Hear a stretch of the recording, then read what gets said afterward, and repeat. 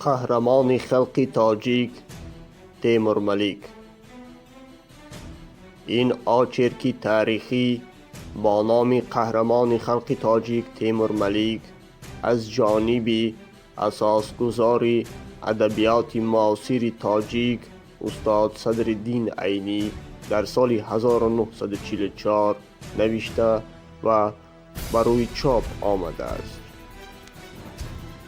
این آچرکی تاریخی را استاد سدرالدین عینی در دوره نوشتند که جنگ بزرگی وطنی سالهای 1941 1945 دوام داشت. استاد سدرالدین عینی به هر یک تاجیک به واسطه این آچرکی تاریخی میخواست بفهماند که تاجیکان نه در جنگ بزرگی وطنی حتی در تاریخ گذشته خود با اجنبیان زیاد روبرو گردیدند.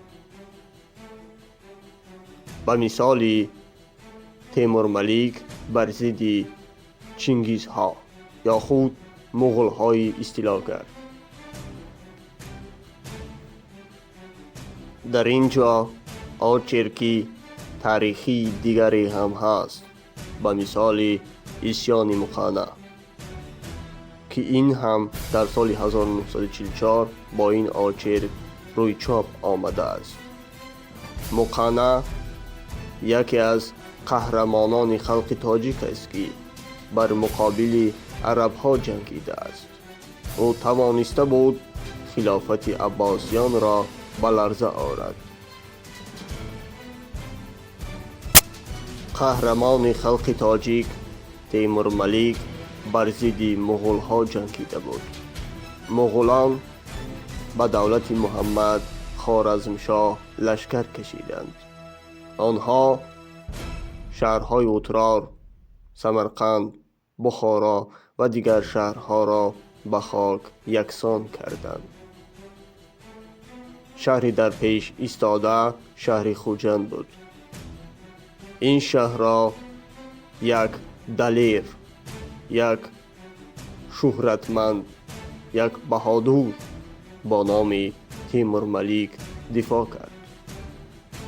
گرچند که قوه ها نابرابر بودند، اما تیمورملیک به مغول ها نشان داد که تاجیکان و یا این خلق ها سرخم نیستند. برای این آب و خاک خود مبارزه میبرند. اگر کشته شوند هم به دشمن نشان میدهند کیستند. گرچند تیمورملیک بر ضد مغول ها پیروز نگردید، چنانچه در بالا قید کردیم قوه ها نابرابر بودند، اما این شخص بزرگ نام خود را در تاریخ گذاشت با نام تیمورملیک، دفاعگر از آب و خاک این میهن. نه تنها در تاریخ خلق تاجیک بلکه در تاریخ های کشورهای منطقه هم تاکید می شود این مبارزه قهرمانانه تیمورملیک بر ضد مغول ها از خوجند.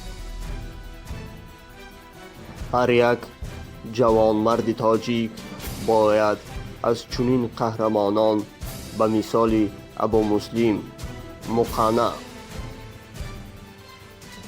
تیمورملیک، واسع، سپیتامین، دیوشتیج و دیگران عبرت گیرد.